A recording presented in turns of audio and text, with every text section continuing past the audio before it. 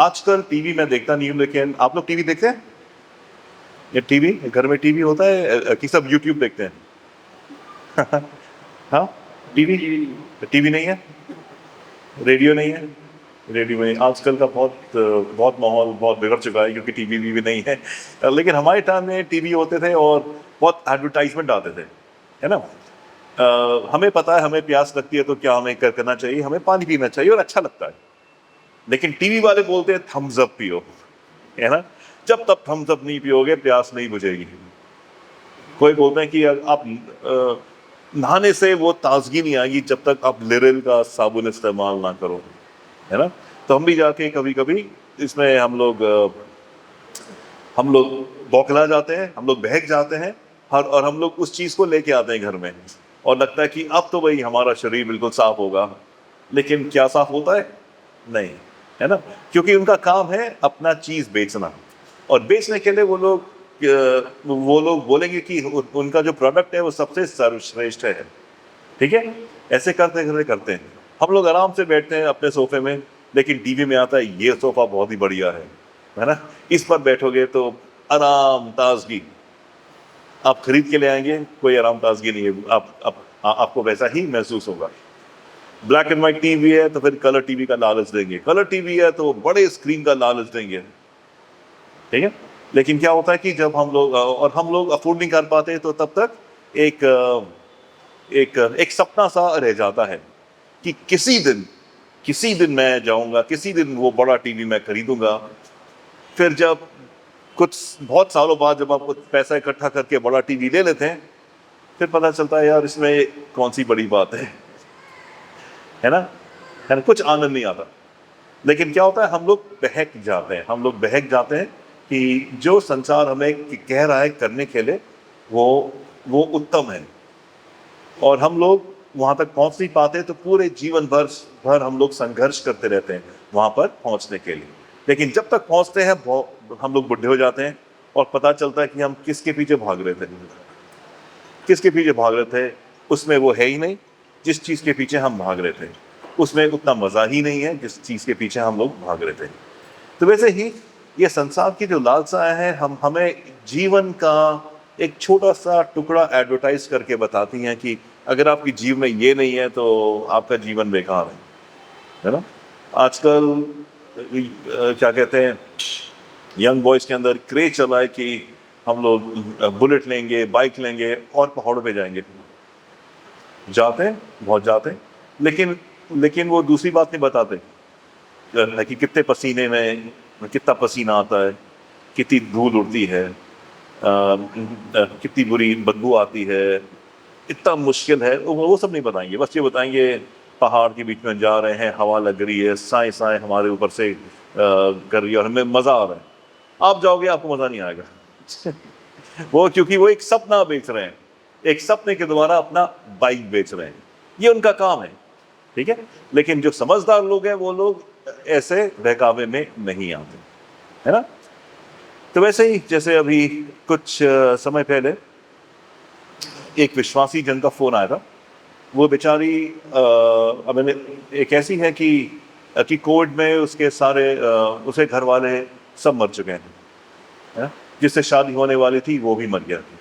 तो बेचारी के पास अपना कोई भी नहीं है, और अपना कोई भी नहीं है तो ऐसा होता है कि उसके जो अड़ोसी पड़ोसी और जो दूर के रिश्तेदार वाले हैं, वो उसको समझते हैं कि वो बैड लक है, कि इसकी वजह से हुआ है। तो कोई उसको घर में ना बुलाता है, ना उससे फोन से बात करता है। अकेली लड़की है ना। तो आगे दिल्ली यहाँ पर काम कर रही है, नौकरी कर रही है, कभी नौकरी चली जाती है, कभी आ जाती है, कभी वो ये करती है वो करती है। लेकिन उसका यही प्रश्न था कि वो ना रोज बाइबल पढ़ती है, रोज बाइबल नोट्स लिखती है, 3-4 बार प्रार्थना करती है, उसका मसीह जीवन बिल्कुल सही है। लेकिन जो दुख आ ही जा रहे हैं। तो यही उसने प्रश्न पूछा कि ये दुख कब खत्म होंगे मेरे जीवन के, ये दुख कब खत्म होंगे जीवन के। और जब मैं इस बात के बारे में सोच रहा था, तो मुझे लगा कि ये बहुत ही ये कोई सांत्वना देने वाली बात नहीं है कि सब ठीक हो जाएगा, एक दिन सब सही हो जाएगा, कोई दुख नहीं आएंगे। लेकिन क्या ये सही है? क्या बाइबल ये हमें बताती है? तो हम लोग आज का जो वचन हम देखते हैं, ये पौलुस है। पौलुस कहता है, ये फिलिपियंस में है। फिलिपाई जो है एक जगह थी, एक शहर था, जो वहां पर एक चर्च बना था। और जो चर्च था वो ही एक चर्च था जो पॉल को सपोर्ट करता था। सपोर्ट मतलब पॉल का अपना काम था, लेकिन और चर्च में बहुत सारे गरीब लोग थे, तो वो उसके द्वारा पैसा भेजते थे कि और गरीबों की सहायता हो सके, और प्रार्थना में उसके साथ रहते थे, हर संघर्ष में उसके साथ रहते थे। अब एक बार क्या हुआ कि पौलुस को प्रचार करने के लिए जेल हो जाती है। जेल हो जाती है और जेल में वो ये पत्र लिखता है ना, फिलिपियंस के नाम पर। तो वो जो लोग हैं, जो चर्च है, वो लोग बहुत हताश हो गए थे कि पौलुस को हम लोग इतना सपोर्ट करते हैं, हमारी मिनिस्ट्री बढ़ रही है और लोग आ रहे हैं मसीह में, लेकिन ये क्या हो गया? उसको जेल में डाल दिया गया। उसको जेल में डाल दिया गया। अब क्या होगा? अब क्या होगा? बस प्रार्थना कर रहे थे कि किसी तरह पौलुस को जेल से निकाले, ताकि किसी तरह सब ठीक हो जाए, पौलुस जेल से निकले, है ना। पौलुस जेल से निकले। तो उनका क्या नजरिया था? उनका नजरिया था कि ये जेल जो है वो नॉर्मल नहीं है। नॉर्मल नहीं है ना। जेल के बाहर वाला जीवन नॉर्मल है। नॉर्मल वो है कि जब आप आराम से काम करें, 2 वक्त की रोटी खाएं, अपनी बीवी बच्चे के साथ समय स्पेंड करें, वो नॉर्मल है। उससे हट के कुछ हो जाता है तो वो सही नहीं है। उसको सही करना पड़ेगा, या प्रार्थना करके उसको सही करना पड़ेगा। लेकिन पौलुस उनको ये बात बताता है, ठीक है। पहली बात वो कहता है कि मुझे ये छठी आयत में, मुझे इस बात का पूरा भरोसा है कि वो परमेश्वर जिसने तुम्हारे बीच ऐसा उत्तम कार्य प्रारंभ किया है, वही उसे उसी दिन तक बनाए रखेगा, जब मसीह यीशु फिर आकर उसे पूरा करेगा। मतलब जो काम परमेश्वर ने आपके जीवन में शुरू किया है, उसको वो पूरा करेगा। वो जो अच्छा काम आपके जीवन के अंदर किया है, उसको वो पूरा करेगा। अच्छा काम ये मतलब नहीं कि कि आपकी तरक्की होगी, आपकी उन्नति होगी, आपको बड़ा दफ्तर मिल जाएगा, आपके पास गाड़ी हो जाएगी, आपके पास अच्छा घर हो जाएगा। नहीं, मसीह के समान बनने का काम, मसीह के स्वरूप बनने का जो काम परमेश्वर ने आपके जीवन में किया है, वो पूरा करेगा। तो आपको चिंता करने की बात नहीं है, क्योंकि चिंता करने की ये बात होती कि अगर मसीह को छोड़ के अगर किसी नशे में चला जाता, या मसीह को छोड़ के कुछ और काम करने लगता, बोला कि मैं नहीं जा रहा हूं, वो प्रॉब्लम होती लेकिन ये प्रॉब्लम नहीं है कि उसको जेल हो गई, ये समस्या नहीं है, क्योंकि उसको पता है या जेल है या कहीं भी है, परमेश्वर ने जो काम शुरू किया है उसके जीवन के द्वारा वो पूरा करेगा। वो पूरा करेगा, ठीक है। फिर वो उनको बताता है कि इसलिए कि हम लोग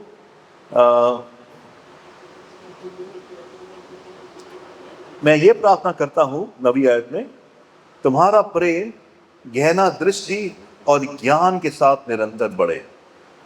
तुम्हारा प्रेम जो बढ़ रहा है और बढ़े, ये गुण पाकर भले बुरे के अंतर करके सदा भले को ही अपना लोगे। यहाँ पर जो ट्रांसलेशन है बिल्कुल सटीक नहीं है। यहाँ पर भले बुरे के बीच में अंतर नहीं है, यहाँ अच्छे और उत्तम के बीच में अंतर है ना। ये नहीं कि अगर आप नहीं करोगे तो बुरा है, नहीं, बुरा नहीं है, गलत बात नहीं है, लेकिन अच्छा और उससे भी अच्छा और उत्तम के बीच में है, ठीक है। जैसे पौलुस अन्य जगह कहता है कि बहुत सारी चीजें अच्छी हैं लेकिन उत्तम नहीं है, उनसे मुझे कुछ फायदा नहीं हो रहा है, मेरे आत्मिक जीवन में कुछ फायदा नहीं हो रहा, तो मैं छोड़ रहा हूँ। वो कुछ गलत बातें नहीं है, लेकिन उससे मुझे कुछ फायदा नहीं हो रहा है। जैसे एक ओलंपिक स्विमर के बारे में मैं पढ़ रहा था, जिसके जो बताता कि मेरे बाल थे, मेरी फैशन की वो थी, दाढ़ी थी। फिर उसको पता चला, उसने एक दिन अपने बाल मुंडवा लिए, शेव करा लिया, और बोला कि ये करने के बाद जब मैं तैरा तो मैं 2 सेकंड ज्यादा तेज तैर सकता हूँ, 2 सेकंड में आप चैंपियन बन सकते हैं। तो बाल कटवाना कोई बुरी बात नहीं है, ठीक है, बाल बढ़वाना कुछ बुरी बात नहीं है, लेकिन उत्तम बात है उसके लिए, क्योंकि उसका जो गोल है, उसका जो जहां वो जाना चाहता है, उसके लिए उसको कुछ ना कुछ देना पड़ेगा। तो उसने अपने बाल कटवा लिए ताकि उसको 2 सेकंड एक्स्ट्रा मिल जाए जीत हासिल करने के लिए। तो अच्छे और उत्तम के बीच में फर्क है, और अच्छे और उत्तम के बीच में जो फर्क है, आपको प्रेम प्रेम जब बढ़ेगा उसी से पता चलेगा। यहां पर इसलिए वो कहता है ना कि तुम्हारे प्रेम गहन दृष्टि और ज्ञान के साथ निरंतर बने, ये गुण पाकर भले बुरे के अंतर करके सदा भले को अपना लोगे। तो कुछ चीजें हैं जो जो गलत नहीं है, लेकिन उससे हमें फायदा नहीं हो रहा है? तो इसी तरह जो पौलुस है, वो 12वीं आयत में ये कहता है कि आप लोग बहुत ही परेशान हो क्योंकि मैं जेल में हूं। ये आपका नजरिया है, आपको लगता है कि परमेश्वर का काम रुक गया है, लेकिन ऐसा नहीं है। मैं जेल में हूं, अब क्या है, सारे जेल के अधिकारी मुझे जानते हैं और वो परमेश्वर के बारे में जान जाएंगे। तो परमेश्वर ने जो काम सौंपा है वो पूरा हो रहा है, वो जेल में भी पूरा हो रहा है। जेल में जाने के 3 फायदे हुए हैं। 2 तो पॉल के सामने ही हुआ था। एक तो कि जो जेलर है और जो ऑफिशियल्स हैं वो जान पाए पॉल को, और पौलुस के जो मैसेज को वो लोग जान पाए, और बहुत सारे लोग मसीह में आए। दूसरी बात, पौलुस को जेल होते ही बहुत सारे जो विश्वासी थे अन्य चर्चों के, उनमें एक ताकत सी आ गई कि हम भी प्रचार करेंगे, और सब लोग लग गए पूरे शहर में प्रचार करने के लिए पौलुस को देख के। और तीसरी बात है, अगर पौलुस को जेल नहीं होती तो ये फिलिपियंस नाम की पुस्तक हमारे बीच में नहीं होती, है ना, और हम लोग इससे कुछ सीख नहीं पाते, है ना। तो ये है कि परमेश्वर का जो भी प्लान होता है वो हमारे लिए होता है, और हम लोग खुश किस में होते हैं? हम लोग परमेश्वर में खुश होते हैं, ठीक है, परमेश्वर में खुश होते हैं। तो हमारी जैसी भी परिस्थिति है, अगर उसमें हम खुश नहीं है तो हमारा प्रेम उतना उमड़ा नहीं है, हम परमेश्वर के प्रेम को समझ नहीं पाए हैं। हम बस अपने आप को किसी तरह सांत्वना देके बैठते हैं कि कोई दिन आएगा जब मेरे पास सब चीज होगी। मतलब आप परमेश्वर को नहीं पहचान पाए, परमेश्वर को नहीं पहचान पाए। परमेश्वर को पहचानते तो पौलुस के साथ बोलते नहीं, मैं अभी बिल्कुल सही हालत में हूं, जेल में हूं, तब भी परमेश्वर मेरे साथ है, मुझे किसी बात की कमी नहीं है, मैं यहाँ पर मैं खुश हूं, यही मेरा जीवन है। मुझे कोई एडवर्टाइजमेंट बोले कि बाहर अच्छा मौका, अच्छा है, अच्छे पेड़ है, वहां पर चिड़िया चहक रही है, पेड़ के नीचे बैठूंगा, बिरयानी खाऊंगा, उससे वाकई में मेरे दिल को कुछ असर नहीं पड़ेगा। यहाँ पर मैं जेल की सूखी रोटी खा रहा हूँ, लेकिन बहुत खुश हूँ क्योंकि परमेश्वर मेरे जीवन के द्वारा काम कर रहा है। परमेश्वर ने जो काम मेरे जीवन में शुरू किया है उसको वो पूरा करेगा, और वो पूरा कर रहा है। तो ये मेरे लिए नॉर्मल है, परमेश्वर के साथ जीना नॉर्मल है। परिस्थिति चाहे कैसी भी हो, मैं हर एक परिस्थिति में खुश हूं, हर एक परिस्थिति में खुश हूं। मैं उस दिन का इंतजार नहीं करता कि जिस दिन सब ठीक हो जाएगा, नहीं, ना ठीक हो, परमेश्वर मेरे साथ है। मैं उस दिन का इंतजार करता हूं जब परमेश्वर मुझे बुलाएगा, क्योंकि बहुत सारी बातें हम लोगों को नहीं बता पाएंगे, नहीं समझा पाएंगे, लेकिन अंदर अंदर खुश है। वो खुशी का स्रोत और वो खुशी की बात है केवल परमेश्वर ही समझ सकता है। और जब मैं अपने मालिक से मिलूंगा तब कुछ और बात होगी, है ना, उसी बात की खुशी होगी। उससे पहले हम लोग खुश नहीं होने वाले। चाहे आप कोई भी अवार्ड दे दीजिए, फर्स्ट प्राइज दे दीजिए, कॉलेज में नंबर 1 डाल दीजिए, लॉटरी का टिकट मुझे दे दीजिए और मैं 1 करोड़ जीत जाऊंगा, कुछ खुशी नहीं होगी। खुशी बस इसी बात की है कि जब परमेश्वर के साथ जब मेरी मुलाकात होगी, और परमेश्वर के साथ जब मैं रोज बात करता हूं, उससे मैं खुश हूं, अपने जीवन से खुश हूं। ये पौलुस कहता है ना। यीशु मसीह ने भी ऐसे किया था। एक बार उसने 70 चेले भेजे थे, गांव गांव में जाओ और बताओ कि परमेश्वर का राज करीब है ना। फिर 70 जब अपनी मिनिस्ट्री करके वापस आए तो बहुत खुश थे ना, कि लोगों ने बहुत हमारा वेलकम किया है और कितने सारे जो दुष्ट आत्माएं थी हमने निकाली। तब यीशु मसीह ने उनको कहा कि इस बात पर खुश मत हो कि तुम्हारा दुष्ट आत्माओं के ऊपर अधिकार है, लेकिन इस बात पर खुशी मनाओ कि तुम्हारा नाम जीवन की पुस्तक में लिखा है। इस बात की खुशी मनाओ। तो इस बात में हम लोग खुश होते हैं कि हमारा नाम यीशु मसीह ने जीवन की पुस्तक में लिखा है। इससे बड़ी खुशी नहीं। बाकी सब आंखों का खेल है, इस संसार का खेल है, इसका लोभ है। वो कर लेंगे, ये कर लेंगे, वो हासिल कर लेंगे, अच्छा घर मिल जाएगा, अच्छा फ्लैट हो जाएगा जहाँ पानी बहुत अच्छा आता होगा, गीजर होगा, ये सब होगा, कुछ परेशानी नहीं होगी। नहीं, अगर आप बेचैन है तो आप बेचैन ही रहोगे। अगर आपके पास परमेश्वर नहीं है, वहां भी आपको बिल्कुल भी खुशी नहीं मिलने वाली। ये बस हमारे मन का अभाव है, जो हम देख के इन्फ्लुएंस हो जाते हैं।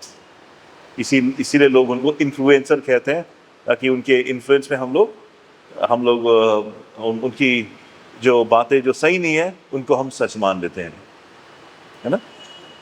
तो जैसे फिलिपियंस का था, इनका एक नजरिया था, वो एक दुनियावी नजरिया था, लेकिन पौल उसको सही करता है कि ये सांसारिक नजरिया छोड़ो, परमेश्वर का नजरिया अपनाओ। क्योंकि परमेश्वर के नजरिए से अगर आप अपने जीवन को देखोगे या किसी के जीवन को देखोगे, तब आपको परमेश्वर का काम दिखाई देगा। आपको गरीबी में, बेकारी में, बेचैनी में परमेश्वर का काम दिखाई देगा। वो परमेश्वर काम है, और खुश रहो क्योंकि वो काम आपको मिला है जो आप कर रहे हैं। ठीक है। तो वो जो जिस लड़की का के बारे में मैं आपके सामने अभी बात कर रहा था, उसको ये कहूंगा मैं, जो परेशानी है, ये परिस्थिति है। इस परिस्थिति में अगर आप खुश हैं तो आप परमेश्वर के पीछे चल रहे हैं। अगर आप खुश नहीं हैं, आप अच्छे दिन का इंतजार कर रहे हो, तो मतलब आप परमेश्वर को इस्तेमाल कर रहे हो। बस परमेश्वर का इस्तेमाल कर रहे हो ताकि वो आपको अच्छे दिन दे। लेकिन सही बात ये होता है, पौलुस कहता है कि मैं जेल में हूं, जेल में भी मैं बहुत खुश हूं क्योंकि परमेश्वर मेरे सामने है। तो हमारे जीवन में भी बहुत सारी संकट और मुश्किलें आती रहती हैं। तो हमें घबराना नहीं है, एक तो हमें खुश होना है कि जो परिस्थिति परमेश्वर ने मुझे दी है, उससे एक तो मेरा चरित्र बन रहा है ना, और किसी ना किसी का फायदा हो रहा है इससे। जैसे अगर आपकी बहुत अच्छी नौकरी लग जाती है, बहुत सारे पैसे हो जाते हैं, है ना, आपके आस पड़ोस वाले चिढ़ जाते हैं, है ना, होता है ना, हो गई। इसीलिए अगर आप जब उसका जो विपरीत है, अगर आपके पास पैसे नहीं है, आप थोड़ा सा संकट में हो, दिक्कत में हो, और जैसे उस परिस्थिति का सामना कर रहे हो, वैसे लोग देख रहे हैं कि आप क्या करते हो, और आप जो करोगे पर विश्वास में, उससे वो लोग विश्वास में आएंगे, है ना, वो लोग विश्वास में आएंगे। जो परमेश्वर आपके जीवन में कर रहा है, वो कहानी औरों के सामने प्रस्तुत होगी, और आपका विश्वास देख के वो लोग यीशु मसीह में आएंगे, है ना। तो ये जो भी हमारी परिस्थिति है, ये परमेश्वर की ओर से है, और हमें खुश होना चाहिए कि हम परमेश्वर का काम कर रहे हैं। पौल को 2 सूखी रोटी अच्छी लग रही थी, कोई दिक्कत नहीं थी इसमें, क्योंकि परमेश्वर का काम तो हो रहा है। जेल में जेलर को और कौन यीशु मसीह के बारे में बताएगा? और कौन बताएगा? पौलुस के सिवाय और कौन बता सकता है? इसलिए उसको जेल में डाला था, ताकि वो परमेश्वर का काम जेल में भी करे, और उसने वो किया। तो भाइयों बहनों, हमें ये बात समझनी है कि अगर हम यीशु मसीह में हैं, हम खुश हैं। कैसी भी परिस्थिति क्यों ना आए, हम खुश हैं। बस ये है, वो परिस्थिति इतनी ज्यादा नहीं डालेगा कि हम लोग कुछ ले जाए। कहीं ना कहीं से वो रास्ता जरूर निकालेगा, ये जरूर निकालेगा। जिस बहन की मैं बात कर रहा था, उसका फोन आया था और वो कह रही थी कि क्या करूं, मेरी नोएडा में नौकरी लग रही थी, ठीक है, और मैंने सारा सामान लेके, टेम्पो लेके मैंने एक फ्लैट बुक किया था। वहां पर मैं पहुंची, फ्लैट के अंदर मैंने सामान रखा, पता चला वो नौकरी है ही नहीं मेरे पास। अब नौकरी नहीं है मेरे पास। अब मैं जहां पर मैं शिफ्ट हुई हूं, इसका रेंट कहां से दूंगी, एंड दूसरी नौकरी कहां से मिलेगी मुझे, क्या करूं। उसने एक दिन प्रार्थना करी, क्या करेगी, उसके अगले दिन उसका उत्तर आ गया। जिस ब्रोकर ने उसको वो घर दिलाया था, वो एक महिला थी, ओके। और वो महिला कहती है उससे कि ये जो मैंने अपार्टमेंट दिया आपको, इसका रेंट है 10,000 रुपए, ठीक है, और आप कह रहे हो कि आपके पास नौकरी नहीं है।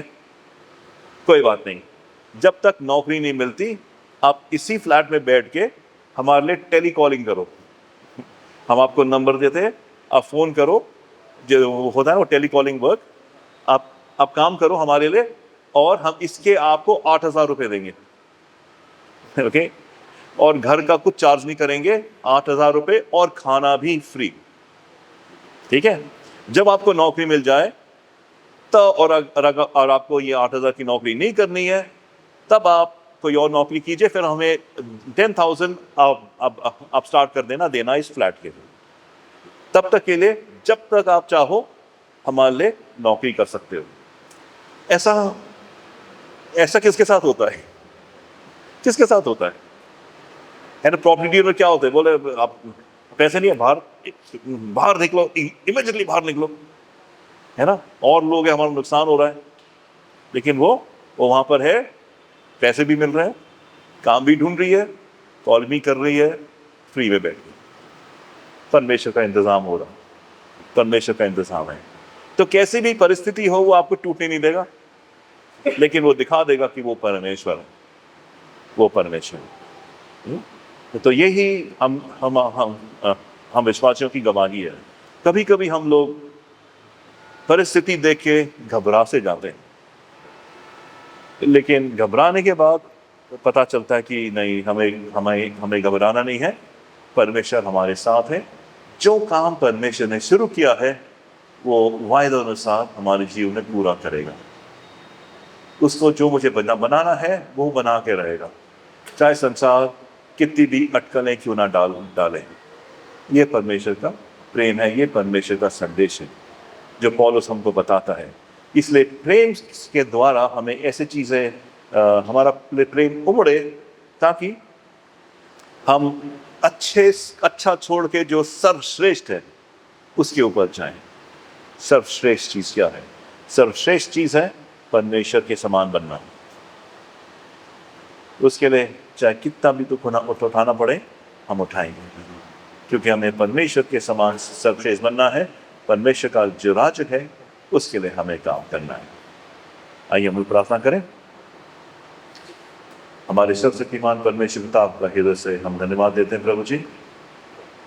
और प्रभु जी, जो आपकी कलीसिया है प्रभु जी, हर एक परिवार में प्रभु जी हम चमत्कार देखते हैं। हर एक परिवार में हम देखते हैं आपका हाथ, आपका कार्य, आपका वायदा पूरा होते हुए हम देख रहे हैं प्रभु जी।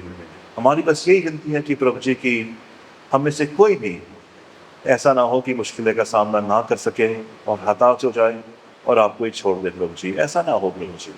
हमारी विनती है कि हम डट कर खड़े रहे प्रभु जी, अपने विश्वास पर खड़े रहे प्रभु जी। उस दिन का इंतजार करें जिस दिन आप हमें लेने के लिए आएंगे, और उसी दिन का इंतजार है जब आपका हाथ हमारी पीठ को थपथपाएगा और कहेगा, वेल डन, अच्छा किया मेरे नौकर, तुमने अच्छा किया है। उसी मोमेंट का हम लोग इंतजार कर रहे हैं, उसी क्षण का हम लोग इंतजार कर रहे हैं, उसी क्षण को हम बार बार अपने मनों में सोचते हैं, और उसी को देख के हम खुश होते हैं प्रभु जी कि आप हमारे असली परमेश्वर हैं, आप ही हमारे परमेश्वर हैं, आप ही हमारे उद्धार करते हैं प्रभु जी। और प्रभु जी, जो भी आप हमारे जीवन में लाते हैं, हम उससे हमारी भलाई ही होती है प्रभु जी, आत्मिक भलाई ही होती है। तो प्रभु जी, हम हमारी यही प्रार्थना है कि आप हमारे साथ रहें प्रभु जी, ताकि हम घबराएं नहीं, हम डरे नहीं, लेकिन हर एक परिस्थिति का सामना करें प्रभु जी, आपके वचन के अनुसार, आपके अधीन होकर और आपकी बड़ाई के लिए। ये छोटी सी विनती यीशु मसीह के मीठे नाम में मांगते हैं, आमीन।